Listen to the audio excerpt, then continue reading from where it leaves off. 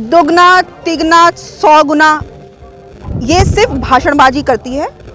2014 से ये सरकार इस देश में आई है। ये युवाओं के लिए भी 2 करोड़ नौकरियां ला रही थी हर साल, क्या आई? महिला सुरक्षा की बात कर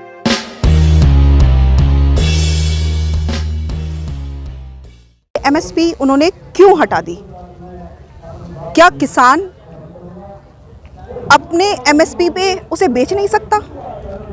और ये भी सुना जा रहा है कि अब धीरे धीरे जो एमएसपी खत्म की है उसके बाद जो सरकार, जो उनकी सरकारी ठेका है जहाँ पे अनाज बेचते हैं किसान जाकर, वो धीरे धीरे बंद हो जाएगा।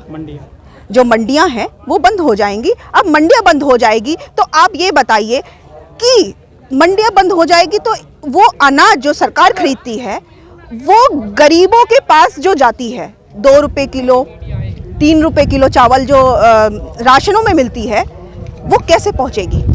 जो सरकार ये कानून लेकर के आई है वो यही तो कहती है कि किसानों की आय 2 गुना कर देंगे, लागत का 1.5 गुना मिलेगा, किसानों के अच्छे दिन आएंगे, लेकिन किसान ये बात नहीं समझ रहे हैं।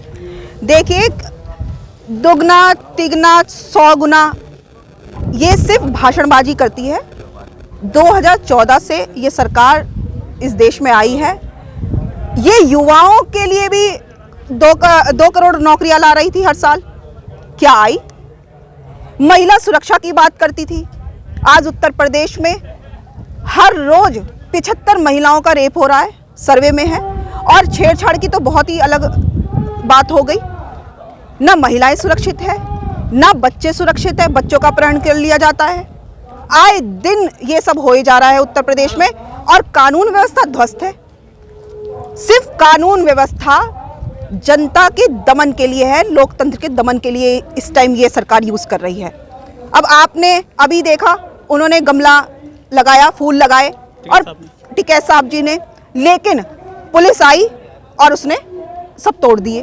पुलिस ने तो कील भी लगाई थी यहाँ पर। देखिए, इन्होंने कील लगाए, तारे लगाई, जैसे ये कोई पाकिस्तान का बॉर्डर हो। लेकिन जब अंतर्राष्ट्रीय बाहर विदेशियों ने जब इस पे आवाज उठाना शुरू किया, ट्वीट करना शुरू किया, तब इन्हें शर्म आई और इन्होंने कीलें हटा दी। मैडम, इस पूरे मामले को जो किसान आंदोलन चल रहा है, इसमें जो है इंटरनेशनल लेवल की जो संस्थाएं हैं, जैसे यूएनओ है, वो भी इसमें थोड़ी दखलंदाजी कर रही है। बाकी जो सेलिब्रिटीज़ हैं, हॉलीवुड की बॉलीवुड की, वो भी इसमें कर रहे हैं इसमें अपनी दखलंदाजी, लेकिन सरकार क्यों नहीं मान रही है? देखिए, जिसको इस काले कानून के बारे में पता है वो इसका विरोध करेगी, चाहे वो अंतर्राष्ट्रीय लोग हो, चाहे ये हमारे इंडियन लोग हो, हमारे भारतीय लोग हो। लेकिन जो कृषि मंत्री हैं तोमर साहब, उन्होंने कल कहा है सदन में बाकायदा कि विपक्ष बताए ना कि इसमें काला क्या है इस कानून में। देखिए, उनकी कृषि मंत्री जी की यही दिक्कत है कि उन्हें खुद नहीं मालूम कि ये कानून बना क्या है, क्योंकि कानून तो उन्होंने बनाया नहीं। अगर वो किसान के बेटे हैं और एक किसान का बेटा ऐसा कानून नहीं पास कर सकता जो किसानों के विरुद्ध हो। मैम, जब कानून पास हुआ तो इसका रेजोल्यूशन केजरीवाल सरकार ने फौरन अपने विधानसभा से पास कर दिया था, जबकि विरोध उन्होंने बाद में शुरू किया। तो क्या केजरीवाल जी समझ नहीं पाए कानून को? देखिए, केंद्र सरकार ने जो पास कर दिया और राज्यसभा में वो पास हो गया, तो ये हर राज्य के ऊपर था कि उसे पास करना था ये। लेकिन जब किसान आंदोलित हुए और किसानों ने उस बिल को पढ़ा तो उससे मालूम चला कि ये किसान विरोधी बिल है। और पहले बात तो जब संसद में संजय सिंह, हमारे राज्यसभा सांसद, उन्होंने इस बिल का विरोध किया। जब ये पास भी नहीं हुआ था, जब बातें हो रही थी वहां पर, तब भी वहां पे विरोध किया। और आप जानते हैं, अगले दिन भी धरने पे बैठे रहे। लेकिन इस अहंकारी सरकार ने उसे जबरदस्ती पास कराया। माइक भी टूटा, उन्हें 10 दिन के लिए संसद से निष्कासित भी कर दिया गया। और उत्तर प्रदेश में तो किसानों के लिए, महिलाओं के लिए, युवाओं के लिए आवाज उठाने के लिए आम आदमी पार्टी पे रोज ही एफआईआर हो रहे हैं। संजय सिंह पे 14 एफआईआर हुए। जो बड़े उद्योगपति हैं, अडानी और अंबानी, वो उनका भी कहना है कि इस पूरे किसान आंदोलन में हमको घसीटा जा रहा है, हमको बदनाम किया जा रहा है, जबकि हम तो किसान से ना डायरेक्ट अनाज लेते हैं, ना ज़मीन लेते हैं। हम तो जो एफसीआई का अनाज होता है केवल उसको सुरक्षित रखते हैं अपने गोदाम में। तो ये बताइए, एफसीआई का अगर गोदाम से सुरक्षित रख रहे हैं और सारा कुछ अगर अबानी अडानी खरीद लेंगे तो सरकार के पास क्या बचेगा? और वो जब सरकार के पास ही नहीं बचेगा अनाज, तो फिर एक गरीब जनता के पास जो सरकार द्वारा पहुंचाई जाती है 2 रुपए किलो 3 रुपए, मैंने जैसे आपको पहले बताया, वो कैसे पहुंचेगा राशन तक? जो बाबा रामदेव है वो कहते हैं किसान ना समझ हैं, इन्होंने कानून नहीं पढ़ा है, इनको बरगला दिया है। देखिए, रामदेव जी की तो बात ही निराली है। वो 35 रुपए लीटर जो है पेट्रोल की बात कर रहे थे, आज 100 रुपए होने के बाद भी वो कहते हैं सरकार जो कर रही है जी अच्छा कर रही है। तो उनकी तो बातों का कोई मोल है नहीं, वो कुछ भी बोलते रहते हैं। पहले भी आंदोलन हुए हैं दिल्ली में, जिससे नए नेता आए थे आपके केजरीवाल जी, उनके साथ में अन्ना हजारे भी आए थे, लेकिन अन्ना हजारे जी पता नहीं कहाँ सोए हुए हैं, आजकल नजर नहीं आते हैं, किसान सड़क पर पड़ा हुआ है। देखिए, अन्ना हजारे जी क्यों नहीं आ रहे, ये अन्ना हजारे जी जाने कि उनकी सरकार से क्या साठगांठ है कि वो सरकार के विरुद्ध नहीं बोल रहे, जो ये काला कानून पास किया है उसके विरुद्ध नहीं बोल रहे। अब किसानों को खालिस्तानी कहा जा रहा है, कह रहे हैं तो आतंकी हैं, टेररिस्ट हैं, और यहाँ पे जो सब कुछ बर्बाद कर दिया इन्होंने। 1 लाख करोड़ का नुकसान होता है भारत सरकार का रोजाना। देखिए, ये इस सरकार का काम ही यही है, इनका प्रोपेगेंडा चलता है। जब भी कोई युवा, महिला, किसान जब सड़कों पे उतरता है तो उसे आतंकवादी, खालिस्तानी और सरकार विरोधी ये सब कहना शुरू कर देते हैं, क्योंकि उनके पास कोई और चारा है ही नहीं। पाकिस्तान का नाम ले लेकर अब ये सरकार आने वाली नहीं है। जो लाल किले पे झंडे वाला जो विवाद है उसको किस तरह से देखते हैं उसको आप? कौन सा वाला? एक बार लाल किले पे जो झंडा लगाया गया था। देखिए, लाल किले पे जो झंडा लगाया गया था वो दीप सिंधु ने लगाया था, और वो सब जानते हैं। वो फोटो बकायदा हम आम आदमी पार्टी ने दिखाया है कि वो उसकी जो फोटो है वो प्रधानमंत्री जी के साथ है, और ये सब जानते हैं। आप प्रधानमंत्री जी से मिलने के लिए कितने सारे आप सोच रहे हैं कि आप पुलिस कर्मियों के बीच में से निकल के पहुंचते हैं और उनके साथ उसकी फोटो दिखी है। तो आप ये जानते हैं ये सब षड्यंत्र है भाजपा का, और भाजपाइयों का काम यही है कि जब भी उनके खिलाफ कोई बात होती है तो किसी को खालिस्तान कह दे, किसी को पाकिस्तानी कह दे, किसी को देशद्रोही कह दे। सरकार के विरुद्ध बोलना देशद्रोही नहीं होता, उन्हें देशद्रोही का मतलब ही नहीं मालूम। एक तरफ जो मोदी सरकार है वो देश में शौचालय बनवाती है, जल भी मुहैया कराती है, लेकिन जो सरकार ने यहाँ कीले लगा दी हैं, शौचालय तो जैसे वैसे ठीक है, पानी बंद कर दिया गया, बिजली बंद कर दी गई। ये किस तरह की कार्रवाई देखते हैं आप सरकार की? देखिए, ये तानाशाही है। वो सोचती है कि अब हमारी सरकार आ चुकी है, अब हम जो चाहे कर सकते हैं। ये लोकतंत्र है इस देश में, और लोकतंत्र इस देश में जब तक है, यहाँ कोई भी सरकार तानाशाही नहीं चला सकती। आप तानाशाही बता रहे हैं, लेकिन ये जो मजबूत सरकार है केंद्र में, उत्तर प्रदेश में भी इन्हीं लोगों ने सरकार को चुना था इसको।